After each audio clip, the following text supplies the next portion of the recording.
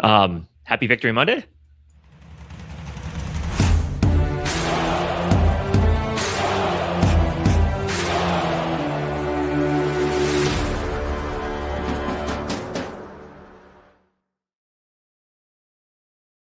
Happy, as I said, Victory Monday, I guess. Vikings do get their third victory in a row, but it does kind of at the same time feel like a loss. It also feels like it leaves us with more questions than answers. Yet again, is what typically happens in Vikings world. So, of course, I know a lot of people are pretty bummed out about, the win's nice, but a lot of people are bummed out about the events. But in other news, it is Christmas week. So, everybody, hope you're having a Merry Christmas week. And, enjoy some time with family and friends.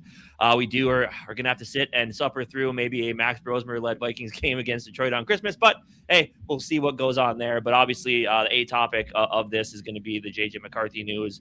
Vikings do pull off the 16-13 victory in New York yesterday. JJ McCarthy left end of the first half with a hand injury. I guess all we kind of know at this point is that it is not broken. X-rays did come back negative. Nothing. I know the estimated injury report came out today, since there won't be like an official practice, and he would have been listed as a DNP if in fact if they did practice today. And I guess any other initial thought? Judge. McCarthy's going to be the topic here, but anything else? Any your thoughts on this game overall? It was a game where offense held it together, kept it in there, especially with with kind of what happened at quarterback and the bad offensive line play, and the defense once again was absolutely dominant. Yeah, like you said, it's kind of overshadowed by this JJ McCarthy thing, because we've been on record ourselves to say, like, we don't care about draft position. We're going to get into that anyways, but whatever. We don't care about draft position. We just want to win with behind the arm of JJ McCarthy and seeing him progress. That was priority number one. Obviously, something like this takes a shot at that. So that's just, a massive buzzkill moving forward here. But in this game, obviously we're going to probably get in the defense. However we need to do this, the defense absolutely annihilated Jackson Dart. Even with JJ McCarthy's injury, he still won that the 22-year-old quarterback battle, in my opinion. It's not even really an opinion. Every metric shows that. But yeah, it's kind of the hard part with that is if he does miss the rest of the season, I kind of lean towards, obviously, I never go out and just be like, hey, it's time to tank. I hope the Vikings lose, especially when you're going up against divisional rivals. But without JJ McCarthy, I'm definitely more on the team of getting a better draft position, if possible, whatever. So yeah, just a buzzkill. But one, other than the defense, one guy who isn't a buzzkill, because he always goes on the field and makes every field goal possible that he needs to, and that's our guy Will the Thrill. And that's why we're giving away the Will the Thrill rookie card. Get the hashtag skulls in the comments, like the video, subscribe, all that good stuff. Will Reichard should be in the Pro Bowl. I think the ratings came out today, and I believe he was fifth. I think he was fifth. He was third in the NFC for kickers. I'm like, I need to go see. I have to go look at these other kickers and see if they are even close to what Will the Thrill was doing this year. I feel like they're not. I should go look. But yeah, get the hashtag skulls in the comments for your chance to win a Will the Thrill rookie card. Let me do some shout outs here as we go. We had Skull to the Bowl in here. Our guy Nick Riley right away. Most important thing was to see McCarthy succeed and avoid injuries, and the team just can't. Yeah, that's a hard. It's just like, just give us fucking something. Just give us something. Like, just let us finish the season with JJ McCarthy. Everything else has already happened, but can't even do that, I guess. Football, part about being a Vikings fan. Bleeding Purple in the building. What's going on, my guy? Two-Tone, what's up, brother? What's going on, dude? Young Smokey, what's going on, dude? Our guy, we can never catch a break. I know, Young Smokey, you brought up the duck races and stuff, man. We're going to do one today.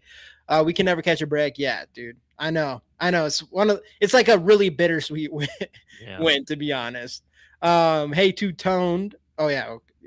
Yeah. What else? We got Dan in the building. What's going on, Dan? Skull, everybody. Skull brothers. Fire the nutrition. I know. Maybe we need to just fire the offensive lineman, the nutritionist, potentially the special teams coach, even though we have 3 players in the Pro Bowl potential, and all of them are on special teams, but whatever. I think we pick at 15th, I think, now officially, with the Ravens losing yesterday. Obviously, if we tie them, they would break that from us. Jamie Casey, what up? I'll give you guys some stats. I didn't even see that earlier. Exactly. Will the Thrill is 27 for 29 on the season thus far. Only 2 misses where he hit court in London. So he hit the court in London. And I mean, I get like you should make this kick, I guess. But the other miss was from 53 yards running on the field with no time left. Yeah. I mean, it'll get tougher than that when it comes Right. to the kick. For sure. All right. What else we got? Will the Bill? Yeah, get them hashtag schools in here. Get them hashtag schools. Please fire the damn strength and conditioning coach as well. Nutrition. Just everybody. Fire everybody. Fire the offensive line coach. Yeah. I guess. I mean, we kind of jumped into it. Initial thoughts. Obviously, we can beat around the bush as much as we want, but yeah, JJ McCarthy's injury goes down or goes in, gets his hand hit on his helmet. Earlier, everybody thought, including myself, obviously, that it came from the sack for a lot of reasons against Brian Burns. That looked like he just got it looked like that we just let him loose or whatever, which obviously the screen was going to the left, and that's kind of something that you do. It looked like JJ McCarthy was trying to get the ball either right away or try to throw it in the dirt, but he couldn't grip the ball. Obviously, there's all the what's it called? I can't even think of the word. Well, all the speculation of what went down or why JJ McCarthy, how did he get to the point where he couldn't grip the ball anymore, especially since his hand hit the helmet earlier. He ran a touchdown. Casey said himself before to me that he flicks the ball or whatever. Yeah, so it's like some conspiracies going on. Obviously, on my point, I'm like, I don't know. I forget, like, was the hand hitting the helmet the same drive as the rushing touchdown? I think so, yes. Because at that point, I'm like, adrenaline and all that kind of stuff. You can do a lot of stuff off that. Because I think he hit the hand on first down, handed it off on second, and on 3rd and 6, I think that's where he took off running. And then maybe I guess because that is. I mean that kind of is the one thing with this injury too, and it's unfortunate, right? Because like the first one, obviously the knee injury happens, it's whatever. I mean, misses a season with a meniscus tear, and then the ankle happens, concussion. This last one though, that's a really unfortunate thing. It's like because that's what we said when he came back from that concussion. It's like at this point he had 2 really solid games. We finally thought he had turned that corner, put the injury thing behind him, and just prove that he can go out there and play football. And now it's just the really unfortunate thing is it's such just a fluky injury, right? Just, I mean, hitting your hand on helmets, it happens quite often, but it's just a fluky injury, causes him to miss time again.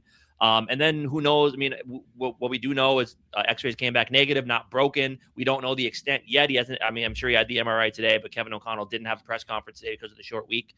So I'm sure we probably won't hear from him until Wednesday. So it does feel like Brosmer probably starts. And then we'll see, I mean, 10 days rest before that Packers game. We'll see what happens there.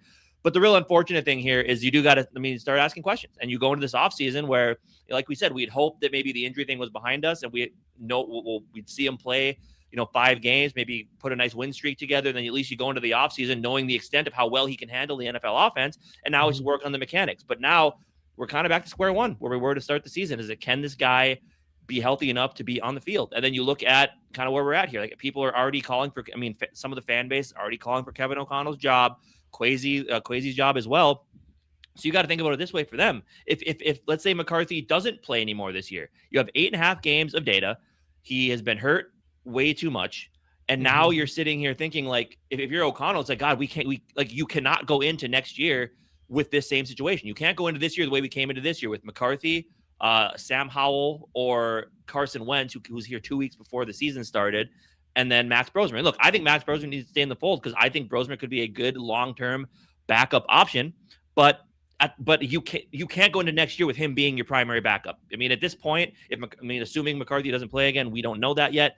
But I mean, Kevin O'Connell can't risk his job. Isn't going to want to risk his job, hoping and betting that JJ McCarthy can stay healthy. Because at this point, there's just no proof to that. So I don't know. It's going to be an interesting offseason, and this is just going to bring up the talking point again of how aggressive are they going to be at backup quarterback? Are they going to make a trade for a Mac Jones? Are they willing to make a trade for some of these other guys? If some of these guys get cut, are they going to offer them maybe somewhat decent money to come play here? And who knows? I mean, because they might feel confident thinking, hey, JJ McCarthy is still our guy, and I still think that he's going to be good, but I mean, we're going to need to bring someone in case his injury thing happens again, because we can't risk another lost season with the talent that this team has because of your quarterback being hurt. So I don't know. It's it sucks. And it's unfortunate that we're right back to having this conversation again. And again, if he does end up playing either against Detroit or maybe that last game against Green Bay, we could still kind of put some of that to rest with the injury stuff.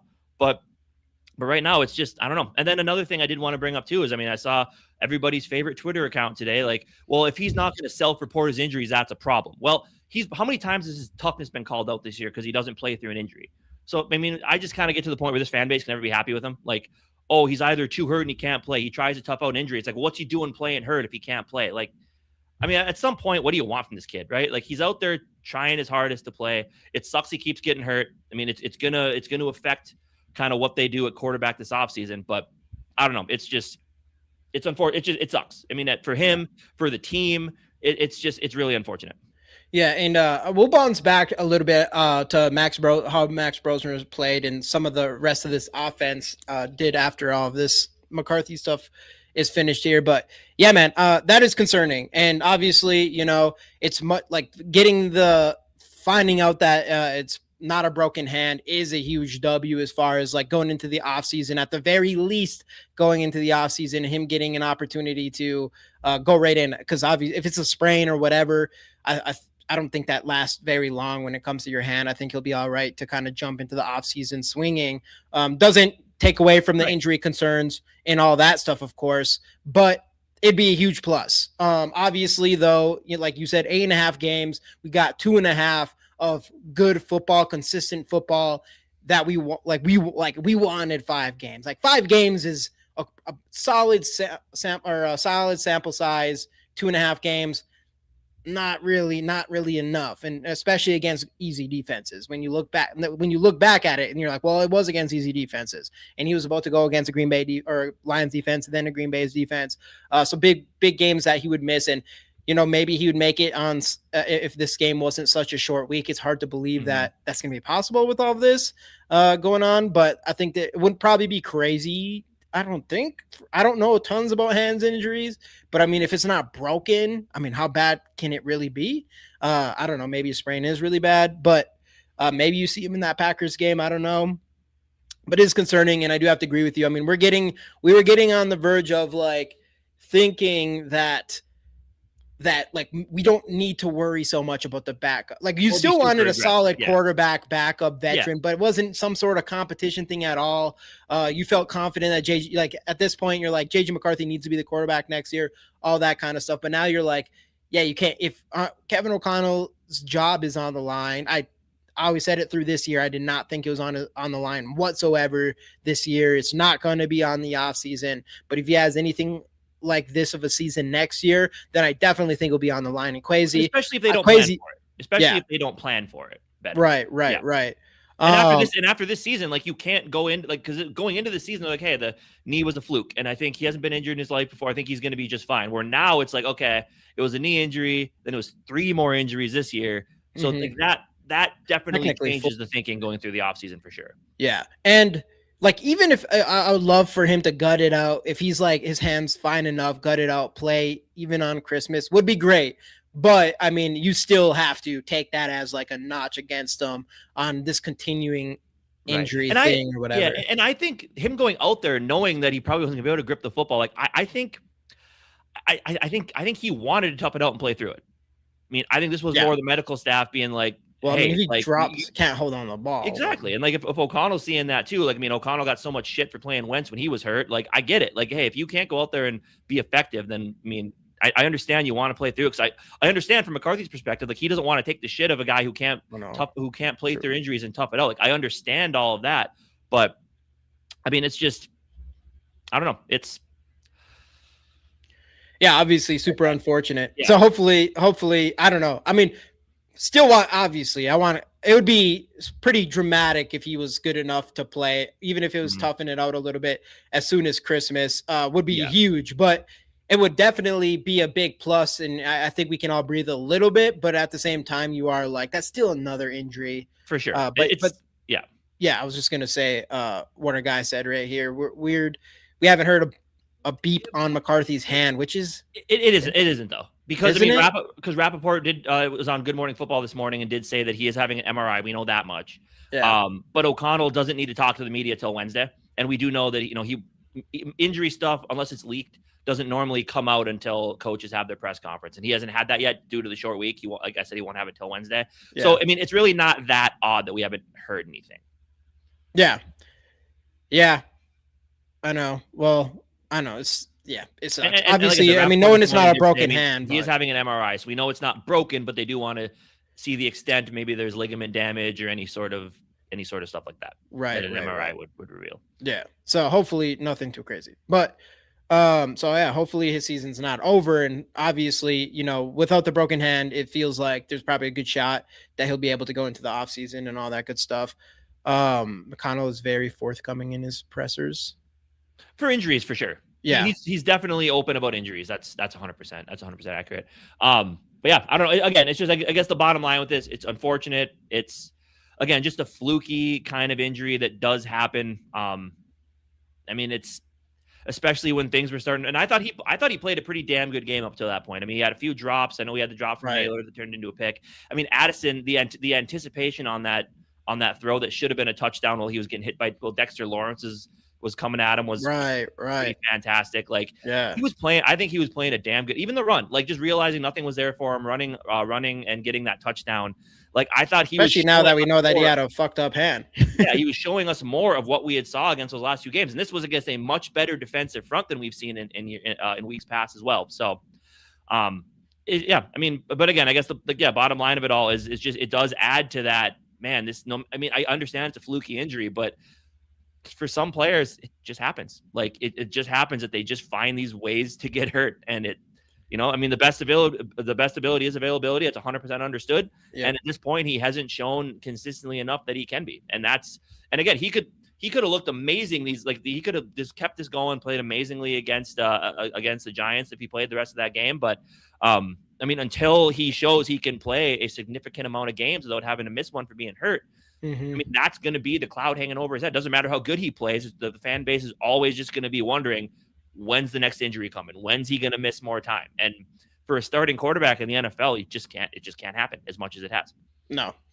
And yeah, you're exactly right. And obviously we can keep going on this all day, but the reality is, yeah, that happened, and we'll see what happens. Hopefully everything is good. Still notch against him, and kind of just going back to what you said, at the very least at this point, you're going in this offseason worrying more about like a legit backup quarterback that you feel confident can come in and play. If JJ McCarthy does go down at this point, I feel like I don't know if the season ended. So, all right, how about this?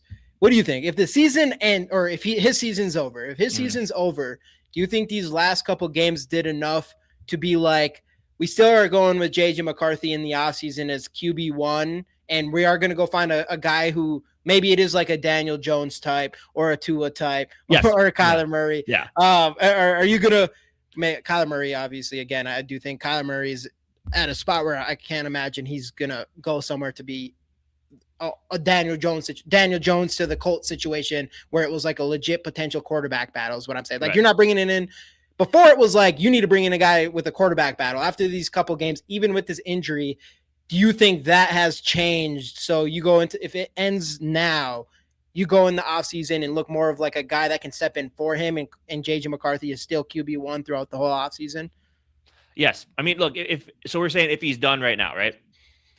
Yeah. That's because, that's like if that we saw this is he's on for, he doesn't make the last 2 games. Right. I think he showed that he can handle an NFL offense, and he can make the throws. And once he gets those mechanics kind of dialed in, I think he's going to be just fine. So yeah, I think they would go into next season thinking like, we're planning on this kid being our starter, but we're going to need a much better contingency plan than a Carson Wentz coming in 2 weeks before the season or an unproven Sam Howell. Like I think they would go more of the direction of bringing in that veteran quarterback right away, with the plan of this guy is no matter what is going to be on our team next season. And again, the names we'll have to see, but yeah, I do think he has shown enough to where they can feel confident knowing like, hey, this kid can play. He's got the mindset, the mentality. He showed development. This kid can play, but we're going to need an option that can also play in the event that he just can't stay healthy again next year. So yeah, I think they've seen enough to where they know like, this is the kid we drafted and we think he can bring us somewhere. But if if he doesn't play again, then yeah, the injury thing is going to be a major concern, especially for Kevin O'Connell, who next year, like you said, I mean, like we both said, if this happens again next year and you don't have a better option for a backup, then everyone's going to be looking at you like, well, your quarterback can't stay healthy. So how did you not plan for this, especially after what happened last year? So, yeah, I mean, if he doesn't play another game, I think they have to be a little bit more aggressive than if he were to have finished the season playing well. And you're probably are getting a quarterback too that also is sitting there waiting if JJ McCarthy plays bad or starts off slow, that JJ McCarthy's leash might not be super long early or whatever, because you might have a guy sitting there that could come in and end up winning games for us. Like if we were in the same situation and you were able to go get Sam Darnold from 49ers right now, you have a player of that caliber sitting behind JJ McCarthy next season, like he's breathing down your neck. So you're going to have to go out there and play well too. And that would be the situation that you're kind of in, but we kind of need that kind of quarterback. Well, Kevin O'Connell definitely does. So if JJ McCarthy goes down, that's what the significance of this injury is, I think. But yeah, anyways, I do want to go back and just mention though, I agree with you. Like in my opinion, I can't, with Jonathan Vilma, right? He's the one that, Jonathan Vilma, man, that dude fucking doesn't know shit. Like he could not stop blaming McCarthy for absolutely everything that happened up until the injury. Every drop was on McCarthy. Everything was on McCarthy. It's like he's been living under a rock for like the past 3 weeks.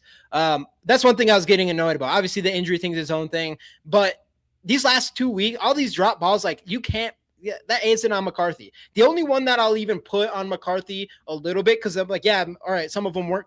The Jordan Addison was really bad. But maybe they're not extremely accurate or whatever, but they're hitting your players right in the hands. The pick six that got called back, like, that was still Jalen Nailor high hands. Yeah, you could say that's high and it's really close and that could be a tough catch. Okay, I'll put part of that on JJ McCarthy, but everything else, I don't know how you put that on McCarthy. And I think he ended up with a 58 rating, which is complete bullshit. I think 9 for 14, 108 yards, 20 yards on the ground, as well as, that would be 9 for 14, 3 drop passes. If those were caught, that'd be 11 for 14 and a touchdown, 2 touchdowns, 1 on the ground, 1 in the air, and 0 interceptions. Is what that stat line would have looked like.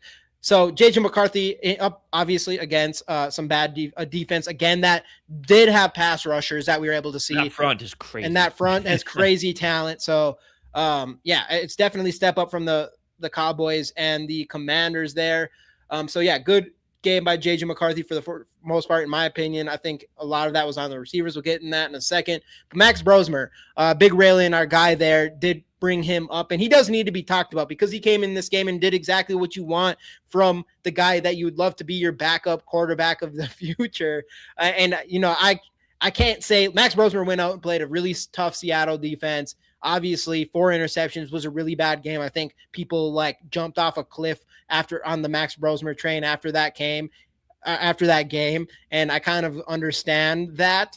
But that doesn't mean everybody gets an opportunity to bounce back, even if JJ McCarthy's hurt. It would be interesting to see how Max Brosmer plays for the rest of the year here. But they kept us in for Max Brosmer in this one. He came in. A lot of really easy throws, little quick throws. You continue to see Max Brosmer's just his progression is so quick and his release is just so quick as well. And just getting that ball out of his hands is really impressive. Obviously the big third down conversion, third and 17 to Justin Jefferson was an absolute dime. So overall, just a really good game from Brosmer, the type of game that you'd like to see from your backup quarterback. So if McCarthy is down, there is still that silver lining that, Brosmer still has some game in him and see some progression in him too after that Seattle game. You really find out what you have in Brosmer. These last 2 games. Look, I still think that I do it too. I mean, I still think that they and us view Brosmer as a potential long-term backup option. Again, I think you would have to have a more veteran type player next year, no matter what. But Brosmer does still need to stay in the fold with his team. I truly believe that. And look, and I don't think at any point this season that they actually expected Brosmer to be the primary backup, right? I mean, you brought in Sam Howell after the draft. even after the way Brosmer played in the preseason. You still brought in Carson Wentz. And I mean, at the end of the day, when you deal with all the injuries with McCarthy and Carson Wentz kind of both being injured at different times, I think, I mean, Brosmer was basically the backup by circumstance. I mean, he was always supposed to be the third quarterback on this team, developmental. I mean, I don't think really this season he has any business starting in the NFL. And this is coming from me, a Gopher guy that loves Max Brosmer, because I think he has a lot of talent. But I mean, he shouldn't have been starting any games this year, but due to injury and circumstance, he had to. But yeah, I mean, this game was a nice little bounce back from that Seattle game, and especially going up against, in Seattle, one of the best defenses in football all around. I mean, that game, Kevin O'Connell, again, not putting him in great spots, was just all rough all around. But it was nice to see him have this type of bounce back game, especially with this new way that Kevin O'Connell has been calling offense recently, that just makes it a little bit easier on the quarterbacks just to find some easy completions out there. Brosmer did that and eventually did show off that he has the talent, hit players downfield when he hit Justin Jefferson on that play there. So good. Again, like you said, I mean, if McCarthy doesn't play, at least you know what you have in the future with Max Brosmer if he comes out these last 2 games and plays pretty well. But I don't know. Something tells me that McCarthy will be back by Green Bay. I feel like he'll at least get that last game in. I doubt Thursday, but I don't know. We'll see. But yeah, I mean, impressive showing from Max Brosmer, because again, I mean, after that Seattle game, it could have completely tanked his confidence. But as he always states himself, I mean, backup quarterback, you always got to prepare like you're one snap away, which he was this game. Mm-hmm. And he came in and, I mean, 7 of 9, 52 yards, got this team. I believe, did we get into scoring position with him in there? I think we got a field goal out of that. But yeah. Yeah, nice game from nice little bounce back game from Brosmer. Yeah. Yep. Obviously good to see. And just like you said with the McCarthy thing, that's one thing with the McCarthy thing is I think if they feel like his hand is like good enough, even though it's like your throwing hand, so that kind of sucks. But I'm like, if it comes down to like toughing it up or not, obviously with the injuries and all that stuff, but I feel like you probably still put him out there because you still want to see what this kid can do, even in those circumstances, as well as far as like him being the guy that you're going into next year. And I do think a thing that will be in his favor is you're not going to have any live, like full speed practice this week, right? So it's not like he's going to have to go out there multiple days and prep and practice, prepare for this defense. Like he's played them once before already.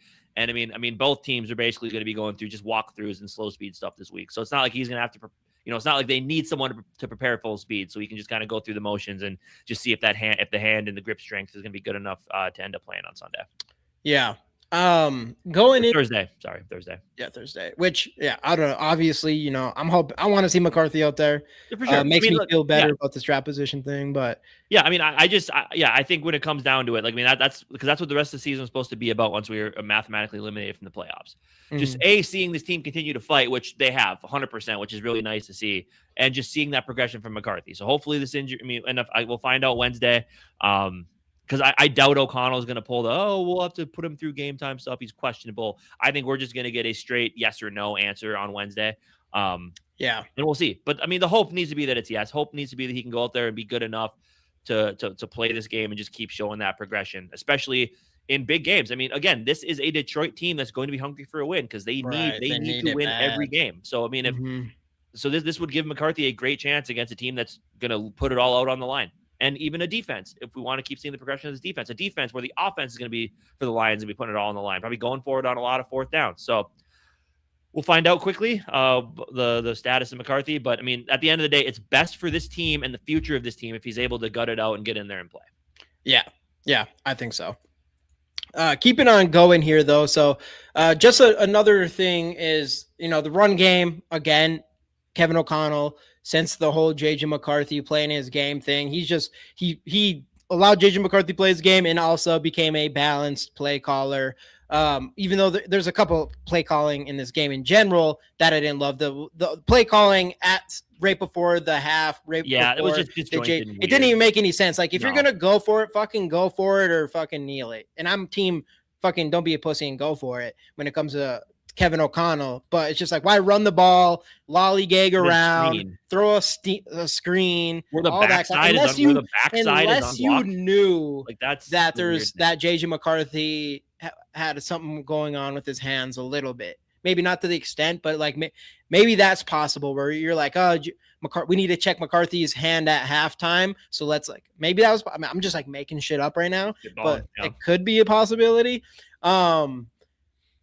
But yeah, so run game, 21 attempts. Aaron Jones, I don't know if you saw what he said, but he was in the 10. Jordan Mason comes in there. He's like, fuck, I got to go back out there. Yeah, I got to get back out there. He does that. 21 attempts, 85 yards, two catches. Big conversion to end the game at the end there, too. And a big conversion to end the game. Aaron Jones, man, you just got to love Aaron Jones. Like, he kind of disappears for some games, but then he'll just have one game where he's just showing off a little bit. So you got to love that. Jordan Mason, obviously, you know, his injury. What was there updates on Jordan Mason's injuries? He would have been and did not participate as well today. As again, yeah, that's right. Nothing more than that. Really. So we're not hearing a lot from him, but man, Jordan Mason, you know, starts off hot, kind of. A lot of us cooled down on him quite a bit, and I felt like he's been playing really well these last handful of weeks too with JJ McCarthy, and kind of being what we were looking for with Jordan Mason when trying to spell Aaron Jones. So the rushing and all that stuff. Obviously, balanced attack. That was really good to see. Kevin O'Connell staying to his word by running more, especially with these youngest quarterbacks here. Another big thing in this one, Justin Jefferson goes over, 50 yards for the first time in like 5 weeks. 85, cuts his, he basically cut in half what he needs to reach 1,000 yards. Kevin O'Connell finally started calling play. I mean, even I don't know why these... third medium, third and long. He was still getting him the ball, and look what that's what happens when the best player on the field touches the football. Right. Facts. So yeah, Justin Jefferson finally saw some of that connection with JJ McCarthy, and I felt like, I think he had 57 yards or something before Brosmer had to come in or something like that. Like, I feel like JJ McCarthy was going to get Justin Jefferson over 100 yards in this game. You know, Max Brosmer helps a lot with that 17-yard or 20-yard completion or whatever it ended up being on that third down. But yeah, it was really nice to see Justin Jefferson come in and get some more yards. And hopefully, you know, at this point, especially if JJ McCarthy is out, I guess the one thing that I'm kind of rooting for is Jefferson to get his 1,000 yards, which is kind of a sad thing that's like all you have left. But I think it was a similar thing the year with the quarterback carousel anyways. He ended up reaching it, even though he missed 5 games that season or something like that. No. But all of this to get back to some negative here, even though we won this game, and that is the drop passes. We brought it up already. Jordan Addison, and I saw someone mention it, but Jordan Addison, I think he's 3rd in the NFL in drop passes, which is terrible. And obviously, you know, I'm a huge Jordan Addison guy. I don't know if I ever wanted to pay him like top dollar money or whatever. 30 at this point, it'd be hard to see someone give him 30 million. I mean, not even all his fault, but the quarterback situation, just not a ton of stats, as well as 7 drop balls from a guy who was so sure-handed. And it's super surprising to me, but that touchdown drop killer, Jalen Naylor, who has been the best hands we've had all season, technically drops 2. One of them gets called back, but the first one, just hits him right in the hands, and on our luck, bounces it off, goes right into their players' hands with the pick. JJ McCarthy, 2 back-to-back really unfortunate interceptions in back-to-back games, and then Justin Jefferson misses another one in this one too. So it's like, how many drop passes do you need to stop blaming JJ McCarthy because he throws too hard? The Jordan Addison one wasn't hard at all that stuff. But Casey, what's your thoughts? Yeah, I'm tired of hearing. Too evil. By the way, too evil. Oh, yeah. My guy McCarthy needs to work on mopping skills for his new job. That's crazy. But appreciate the 199. Yeah. I'm tired of hearing he throws the ball too hard shit. Like, these are pro receivers. It hits you in the hands. You catch the football. I don't give a shit how hard the quarterback's throwing it. But yeah, I mean, it's the Addison one. I mean, the Naylor one was frustrating because it led to an interception, whatever, against a better team against a better team, better offense, going to come back to bite you. But man, that Addison one is the one that really hurts, because you want to talk about him throwing better. That was a dime with Dexter Lawrence, 360 pounds, barreling at you, monster. You know, throwing the ball with anticipation, where only Addison can get it. It's literally a catch until he hits the ground and it pops out. And like, that is something you just cannot have when you're trying to build up your young quarterback's confidence and help them out a little bit. Like, you cannot have a drop like that. You cannot have the Naylor drop that leads to a pick. It's ridiculous. And that is, we were texting each other during the game. It's like, what is going on this year? And like, I know people are going to say, well, what's the denominator? The common denominator is the quarterback that's throwing the ball too hard. Like, if that's your actual thoughts, then that's ridiculous. I mean, maybe some of them, sure, not all of them. In hands, catch football, not hard. Not hard. That's what you're getting paid all this money to do. And with Addison, I mean, and like I don't think because I think was it Big Raylan asked if this was his extension year. I don't think it's necessarily that. I do think though this offseason, I think they need to make the decision on his 5th-year option. And I'm not sure what that number looks like for wide receivers, but I mean it's only going up with these wide receiver contracts. But I don't know. It's just the next year's number 4. Yeah, but I think you have to make that 5th-year option going into the decision going into the 4th year. I'm pretty sure. But yeah, no, I mean, the drops are probably the most frustrating. I mean, well, not the most frustrating thing that happened this year, obviously, but it's one of those things that is just kind of, it's a head scratcher for sure. I mean, and Addison is the one that he's been having. I mean, I think he's been having those issues with multiple quarterbacks this year too. Yeah. Yeah. It's been a problem. And even I mean, this couple, I mean, what is it? Was it the first game back for, and I think it was against Detroit where he had like this first throw to Addison. It was like perfect in the beautiful. Yep. And he drops it. He drops it. Yeah. There's been a few of those. And, I'm a Jordan Addison supporter, but I will go so far because I believe in Jordan Addison. I get it. The drop passes is not a good look for him this year for sure. Obviously all the other stuff behind the scenes, all that good stuff. But at this point, if there's an extension, I think he's a very talented receiver. I don't expect him to continue having this drop problem. He's never known to have any sort of drop problems until this year. So whatever that is. So if the Vikings go in this offseason and get him on a deal, obviously we don't have tons of money to use or whatever. I don't know. I'm not out on Jordan Addison trading him. I'm definitely out on that because now you're asking for less.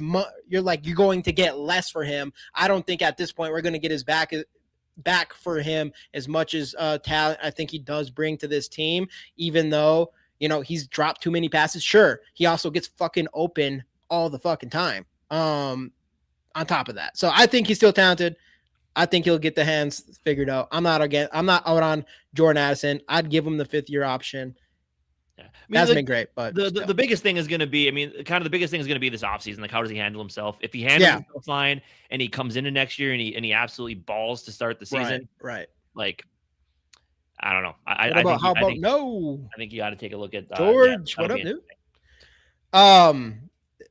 Yeah, no, 100%, and that. So I don't know. It's just weird because it's like you could say the same thing about Justin. I mean, Justin Jefferson's dropped 5 balls. Yeah. And I'm like, and obviously it's not all on JJ McCarthy. Yeah, he throws too hard. You are a receiver. You should catch it. But he doesn't throw too hard every time. So especially to Jordan Addison. A lot of Jordan Addison's wasn't because the ball was thrown too hard. Some of them were really nice passes like that had touch on them. Yeah, I mean, but the thing is he's never going to get consistent touch until he locks those mechanics in. Like that's just kind of because he's way too much just an arm thrower. Right. So I mean that's why there's so much zip behind it. Like he's never. I don't think he's ever going to get that until we just work on it in the offseason. But still, like your receiver, ball hits you in the hands, you catch it. Like even like the one to Naylor too. It's like that one you got to have. Like I know Vilma. Oh, it's the place was there a little bit behind him. Whatever, dude. You're gonna literally everything was on JJ McCarthy. Like come on.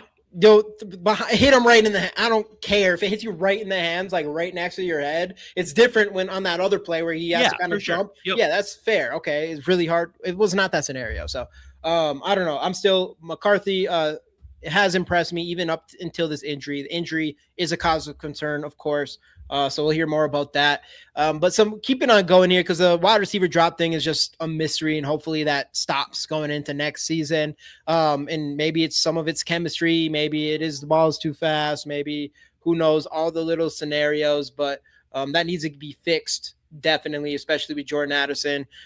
Going into some other stuff here, we'll dive into defense in a second, but I already brought it up before. Our guy, Will the Thrill, who we're giving away a rookie card of. Get the hashtag goals in the comments, like the video, and subscribe if you haven't already. Get those hashtag goals in the comments to win this card. 3 for 3 extra point hits. Was it 1 extra points or 2 extra points?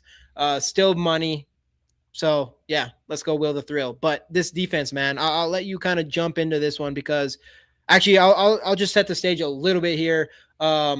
we talked about the Aura Bowl or whatever, and Jackson Dart being better than JJ McCarthy, all these things. Jackson Dart arguably had a worse game than JJ McCarthy. Maybe not from an interception standpoint, should have been.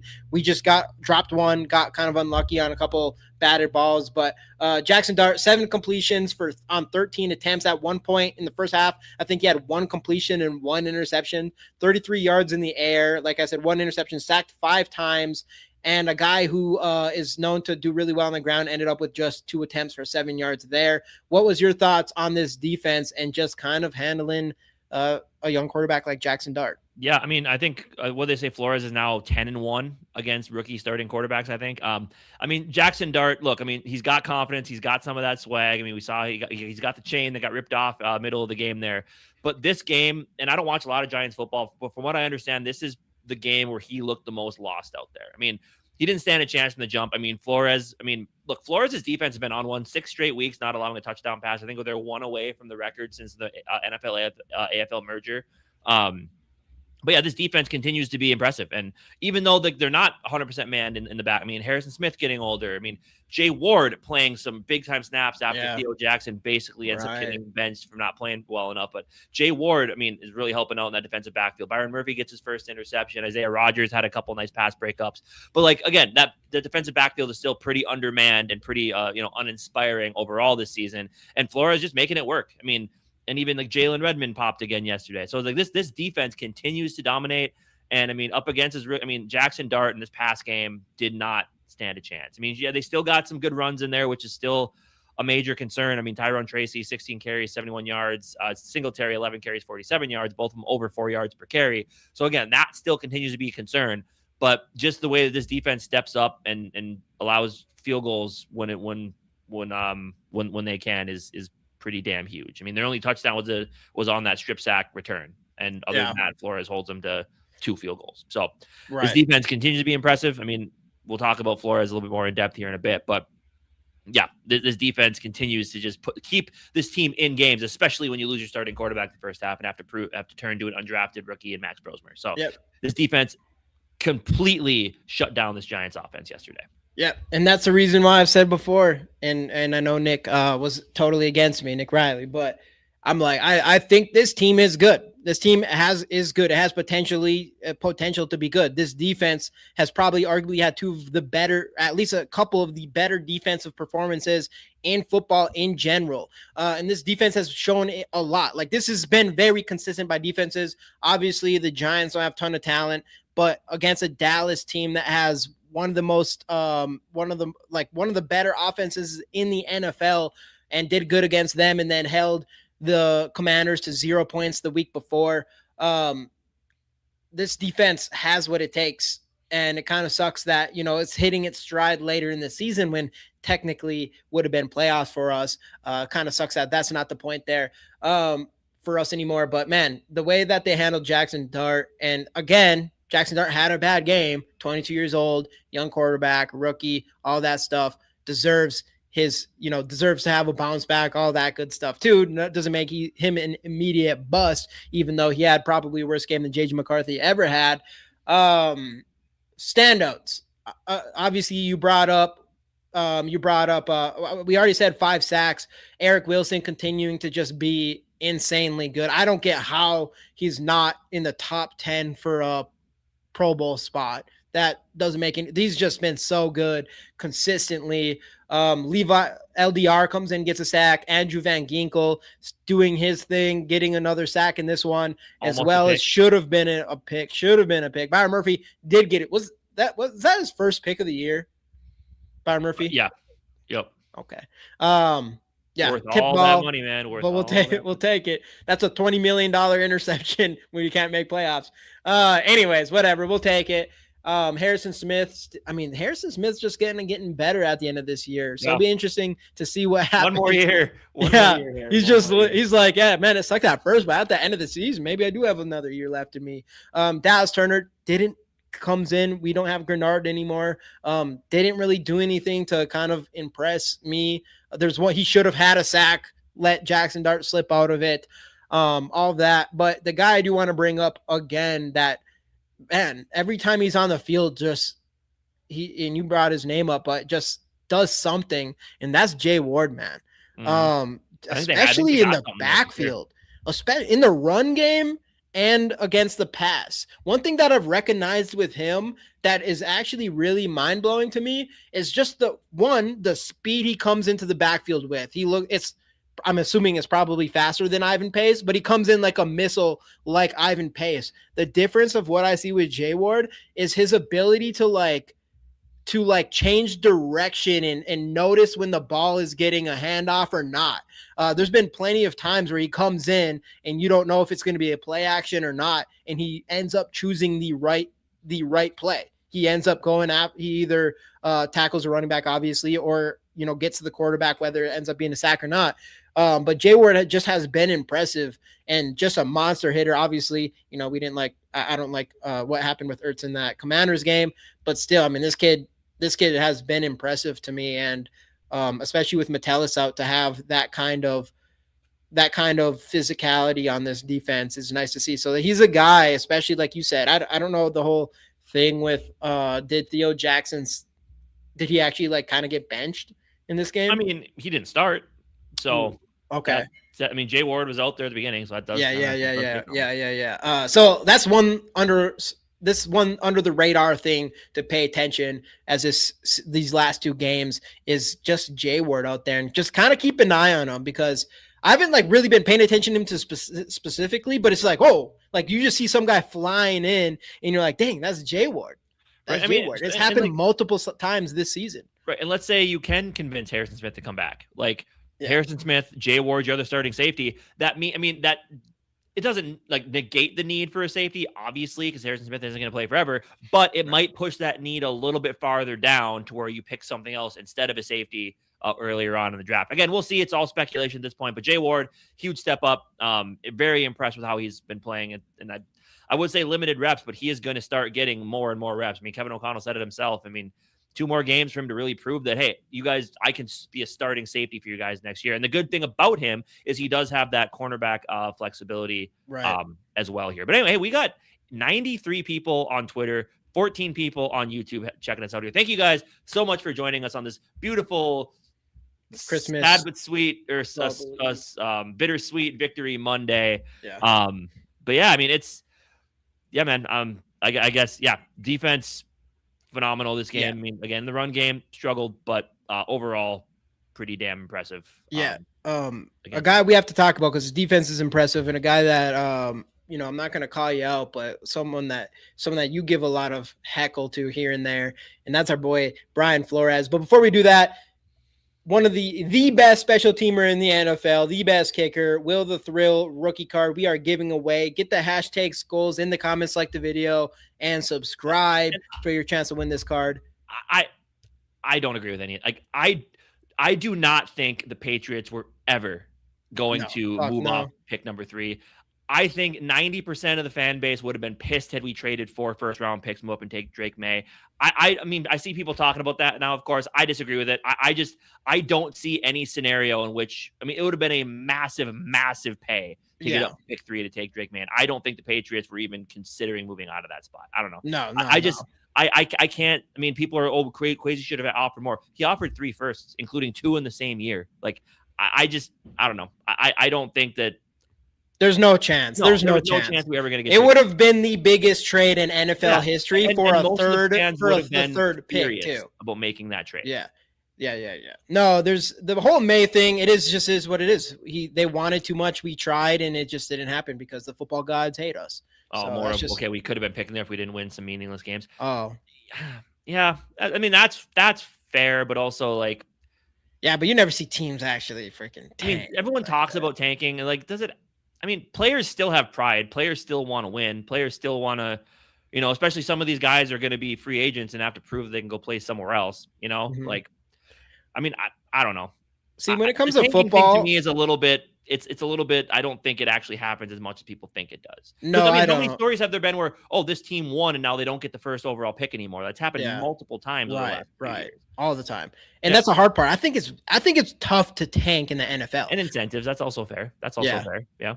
And I think it's tough to tank in the NFL. There's too many players involved. Like usually generally whoever gets a first overall pick, they're usually the shittiest team, like all around most of the time. So that's the thing. Obviously, if it comes down to week 18, I think that's different. Like week 18, I'm benching players. I'm gonna try to do something. But like up until that point, yeah, I don't know. It's hard to do that. But incentives, yeah, that's another thing too.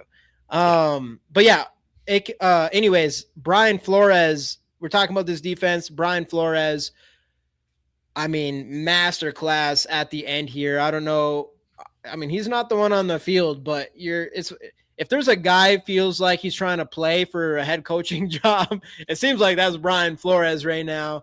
And obviously, we don't know if that's going to happen, but I can just assume that most of us, even though there's people definitely earlier in the season that were kind of off the Brian Flores train, I wouldn't say you're completely off the train. No, I mean, I've been frustrated with a couple, but there was definitely people. Yeah, but just like O'Connell, he adjusted. Like, yeah. I think, I mean, he still blitzes, but I think he was a little bit more creative. I just think he changed things up a little bit from how he just normally was doing things early on. Like sometimes, yes, there's still wide open receivers, but I mean, he held CeeDee Lamb and George Pickens. I mean, that defense held CeeDee Lamb and George Pickens to.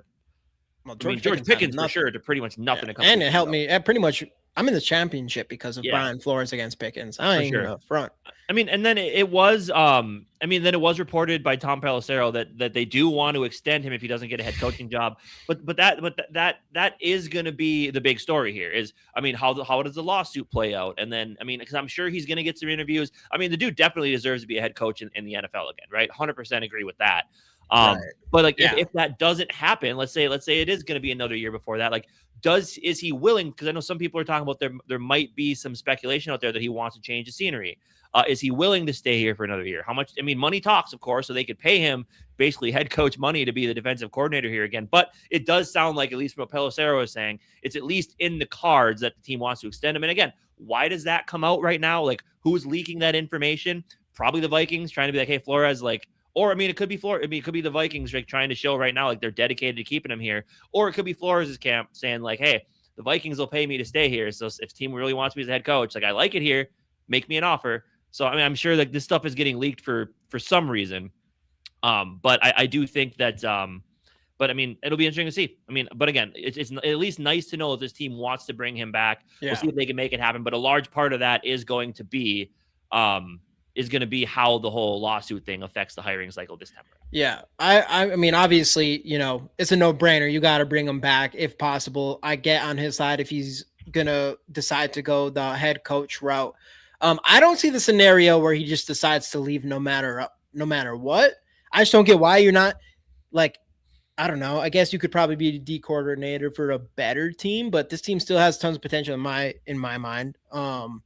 So I don't know. I think he sticks around if he doesn't get a head coaching job, and hopefully for me and not hopefully for him, different things. Obviously, you know, if it personal, like I'd like for him to go get a head coaching job, but as a Viking fan, I don't want him to go get a head coaching job, and hopefully he just does it and he's like, all right, I'm fucking done with it, and I'm just gonna sign like a 5-year extension or something like that. I don't know. Keep him around.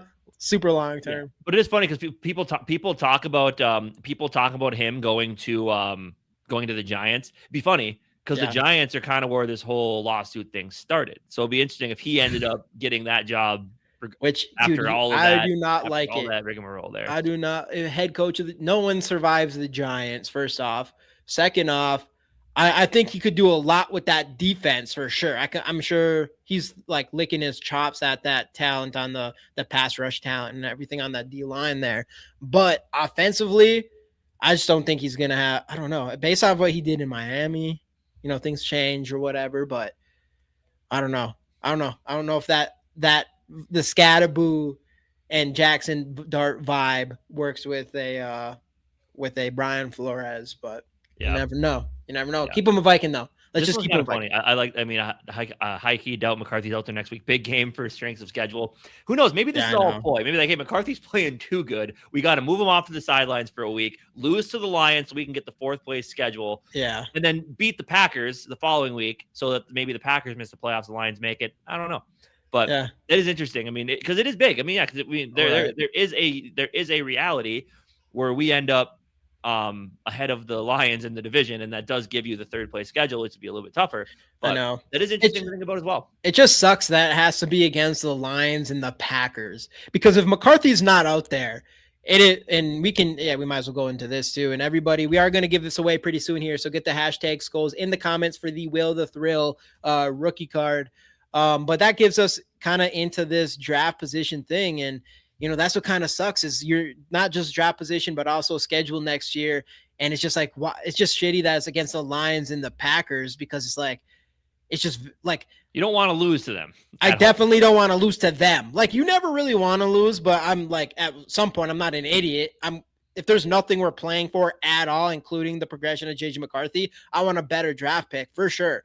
But the Lions, like, you have a chance. Like, the Lions could miss the playoffs altogether with part of like you, right? So I'm like, that would be huge to the Lions. I mean, look at these Lions. Speaking about the Lions, dude, look at these Lions fans. Look at like what kind of high horse are they on, where they're getting into it with DK Metcalf, and DK Metcalf has to throw a punch at them, dude. These Lions fans have become menaces to society. They got a little hope, and now I don't know, man. Yeah. I don't know, but I mean, and like with the whole draft position and winning, like I get it 100%. Like, yeah, you want a higher draft pick, especially if McCarthy's not out there. But also, like, you also think back to the coaching staff. Appreciate like, you, Big Raylan. Like, especially when it comes to keeping himself off the quote unquote hot seat going into the offseason. Because I mean, if you go out these last 2 weeks and you get absolutely embarrassed by the Lions and the Packers, like, sure, you're gonna have a better draft pick. But at the end of the day, like, you're probably going to next season with some eyeball. I mean, you're already doing that, but you're really going to the next season with some eyeballs for it if you come out and you blow these last 2 games. So from O'Connell's perspective, you always want to win, especially it just makes, I mean, record looks better, all that type of stuff. Right, so, I mean, from a fan base perspective, it's an interesting conversation. In the building, it's win-win-win. We all know that. I mean, I don't think the front office is like, hey, lose for a better draft pick, right? Because wasn't that also why Flores left Miami? Isn't that kind of what he was saying? Like, the front office came to him and said, like, hey, right, and he's want like, you to lose some games. We definitely knowing it was going to tank his knowing it was going to tank his record, make him look worse off another head coaching opportunity. So let me go from the glass half full perspective. Is if we do win, at least it's against the Lions and the Packers, and that's true. It's like worst case scenario, it's like, hey, better draft pick, or hey, we beat the Lions and the Packers. Yeah, but like I'd rather us just not go. Like I don't want us to go out there and get embarrassed. Like I'm not asking for that. No, I want to put some down. I want it to be tight. I want them to struggle for it. And if McCarthy's out there, go for it. If McCarthy's out there, I want to win. I want him to go beat these teams, make us more confident. Yeah. Rivers throws another touchdown. Did Rivers throw a touchdown? Nice. I had him over a touchdown today. A-time KOC2 win against the Lions. I know. A-time. Maybe it'll be win number 3. Just 2 games in 1 year though against the Lions. Yeah. When we're worried about draft pick. And then the Lions missed the playoffs and maybe are coached by a new guy next year. You never know. Nice. Okay, I got the over on 1 touchdown from Phillip Rivers. So let's go. Anyways, let's do this giveaway here. Let me bring it up. 5 names. Everybody, well, most people probably know the rules. We pick 5 names. Those 5 names make it to the duck race. We have 10 entries. Anybody else who wants in here, you got to be here to win. Will the Thrill, the best kicker in the NFL right here. Man, if there's one guy wishing that we had playoffs on the line or Super Bowl on the line, like that kid, I feel confident. I don't know if I've ever felt this confident in one of our kickers. Outside, like I wasn't there for Gary Anderson. Well, I was there, but it didn't hit me as hard as it did everybody else. And I'm assuming that's kind of like when this all began. But man, Will the Thrill, absolutely stud. So get the hashtag Skulls in the comments. Vikings legend already. One season, even if it's a losing season. Babyface assassin. I'm going to start, if you guys want to join or whatever, I'm just going to start rolling this out here. Got to be here to make it to the next round. Only 10, good chance to make it here. And our first one, Nick won last Thursday, and he's in this one as well. Let's go, Nick. Hey, I think it took forever for Nick to actually win one, I believe. We'll go Skulls to the ball. And then now he might hit that, That's hit right that here. double. Yep. All right, let's keep it on going here. Boom. That's one. We got Nick. I'm assuming, Nick, you're still in here, right? I mean, unless you just left. And we've got, yep. Frozen North. All right. Frozen North. Frozen North. You are still, let us know if you're still in here. I'm going to keep going. I haven't seen him in a little bit. It wasn't too long. Frozen North, let us know if you are in here. 4 minutes ago. 4 minutes ago. Not too bad. Yeah. We got next for the duck race, and it is Bob Swede. I mean, Bob Swede might have had he's probably had the greatest run I've ever seen on this show. Probably. I wouldn't be surprised if he wins. Definitely up there. I wouldn't be surprised. All right, keeping on going. Bob Swede, let us know you're in here as well. Yeah, there he goes. And never win anything. Frozen North, you might. Hey, it might be a shot. I know Bob Swede's in here. Come on, Bob. Bleeding Purple. Bleeding Purple, are you still? Oh, yeah, Bleeding Purple. You got to be in here. I know you're in here. Sarah did. Sarah did have. I mean, Sarah. Yeah, and then she just decides not to show up anymore. So it is what it is, I guess. We haven't seen her in a while. It's probably because we didn't give any. I'm not going to say that. I didn't give out cards in a while. But we're getting it back. We're getting it back. All right. Last one. We got 4 names. All we're here. 3, 2, 1.